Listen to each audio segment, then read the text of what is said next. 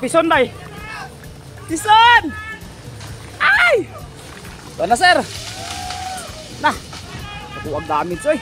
Nakuhaan og video ni Tanawon Joray ang aktual nga pagdahili sa gihimong riprap sa sitio Sambunutan, Barangay Malamba, Marilog District, Davao City nitong Martes sa hapon, Setyembre 26 ning tuiga. Makita ang hinay-hinay nga pagdahili sa yuta nga gipatungan sa gikonstruct nga riprap sa lugar. Wala na makapadayon sa ilang trabaho ang mga trabahante nga naghimo sa riprap tungod sa kalit nga insidente. Gingong dunay usa ka pison ang naapil og kahulog paingon sa ubos sa bakilid nga bahin ug natabunan sa yuta. Wala hinuoy na angin nga kinabuhi sa landslide. Sumala pa, mihumok ang pundasyon sa yuta nga gitukuran sa riprap tungod sa siging ulan nga nasinati sa lugar sa milabayng mga adlaw.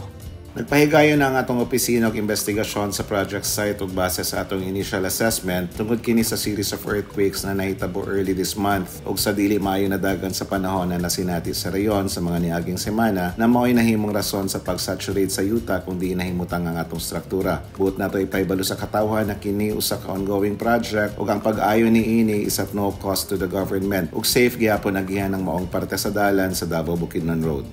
Ang Buhusan Builders and Supply Corporation ang kontraktor sa proyekto. Marso 9 ning tuiga gisugdan ang konstruksyon niini ug gilauman unta nga matapos sa Oktubre 5 sunod bulan. Ang Department of Public Works and Highways kon DPWH Davao City 2nd District Engineering Office ang implementing agency sa proyekto. Din 47,532,440.70 pesos ang kantidad sa kontrata niini. Ang pondo gikuha sa 2023 General Appropriations Act. Ginatino pa sa DPWH kung pila ang danyos sa nahugmak nga riprap. Eugene Hinutan, Newsline Philippines, Davao Region. Stay safe.